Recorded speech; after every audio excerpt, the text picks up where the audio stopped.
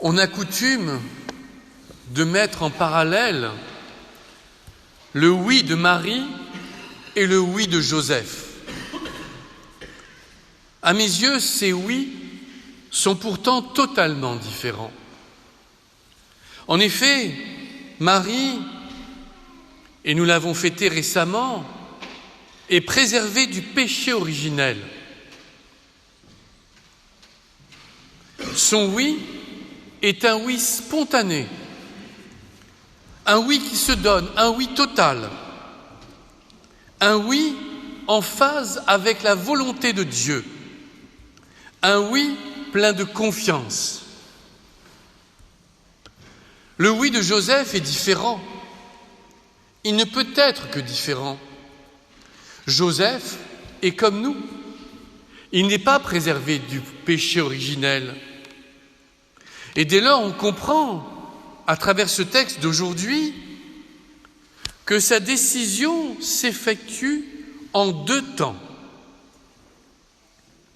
Dans un premier temps, Joseph, fiancé à Marie, apprend que celle-ci est enceinte.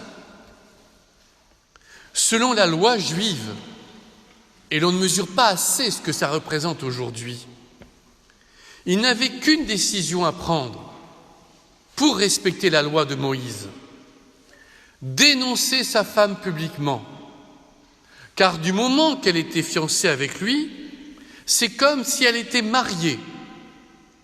Et la loi de Moïse s'appliquait alors dans toute sa rigueur. Marie devait être conduite à la sortie de la ville et lapidée. C'était la loi. Pour les plus anciens d'entre nous, vous mesurez qu'il y a, aucun n'était là il y a 100 ans, mais qu'il y avait une pression de l'Église dans la société. Dans les villages, on savait qui allait à la messe, qui n'y allait pas, qui était chrétien, qui ne l'était pas. Eh bien, cette pression n'est rien par rapport à ce que Joseph avait sur les épaules. La religion scandait la vie des Hébreux, des Juifs d'Israël, au jour le jour dans leur quotidien. Et encore aujourd'hui, sauf erreur de ma part, en Israël, il n'y a pas de mariage civil. Il n'y a qu'un mariage religieux. La pression de la loi est énorme. Donc Joseph devait dénoncer sa femme pour qu'elle soit lapidée, punie de ce qu'elle avait fait. Mais Joseph aimait Marie. Et là, il prend une décision assez courageuse. Il décide de ne pas la dénoncer et de la renvoyer en secret. C'est une décision extrêmement courageuse de sa part, car en faisant cela, il va contre la loi. Mais même si cette décision est courageuse, même si elle est audacieuse pour son époque, c'est une décision humaine et ce n'est pas la bonne décision. Pour qu'il prenne la bonne décision, il faut l'apparition en songe d'un ange, que la voix de Dieu lui parle intérieurement. Cette intervention de la voix de Dieu, à travers l'ange, dans un songe, peut être qualifiée de surnaturelle. Aujourd'hui, le mot surnaturel est dévoyé. On a l'impression que je vais vous parler de science-fiction. Mais non. Dans la vie chrétienne, le surnaturel est omniprésent.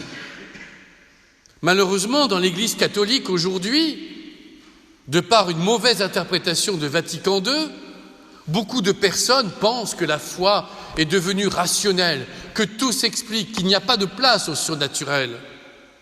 Dès lors, et je vous pose la question, qui d'entre nous ce matin a prié son ange gardien pour lui demander de l'aider durant la journée? Ne levez pas la main. Pourtant, Vatican II n'a pas supprimé les anges gardiens. Et dans le catéchisme de l'Église catholique, on en parle.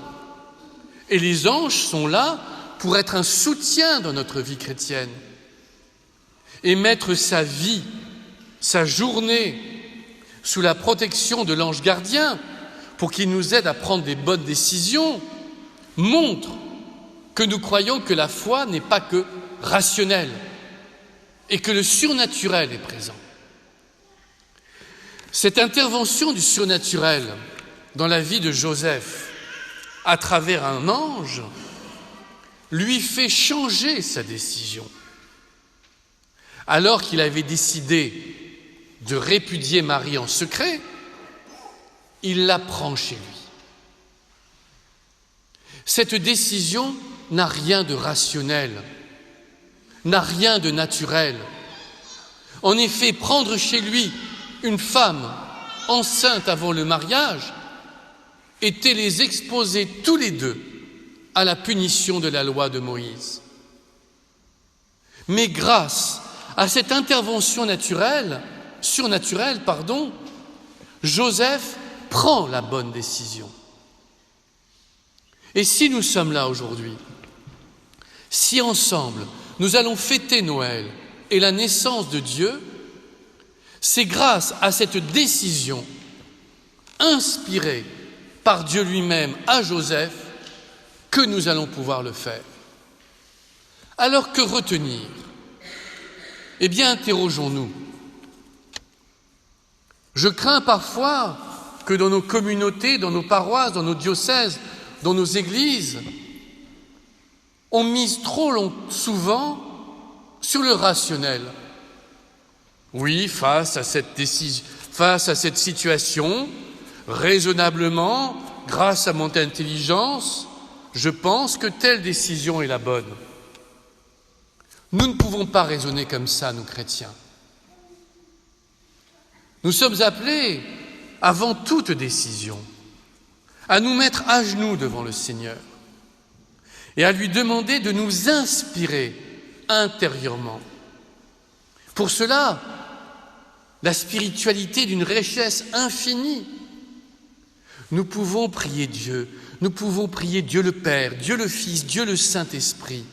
Nous pouvons prier Marie, nous pouvons prier nos saints, nous pouvons prier les anges, de nous inspirer. Alors, nous serons parfois surpris. Ce que la raison nous avait dicté, notre cœur ne le confirme pas. Notre cœur, inspiré par Dieu, nous conduit alors vers un autre chemin. Mais pour cela, il nous faut prendre le temps de nous mettre à genoux devant Dieu et de le supplier d'inspirer nos pensées, nos paroles et nos actes. Le catholique du XXIe siècle compte trop sur lui-même. Nous ne pouvons pas raisonner comme tout le monde. Et j'insiste sur la richesse de ce mot surnaturel qui a disparu de nos livres de théologie, où maintenant on nous parle de théologie dogmatique, alors qu'il y a à peine 100 ans, on nous parlait de théologie mystique et ascétique.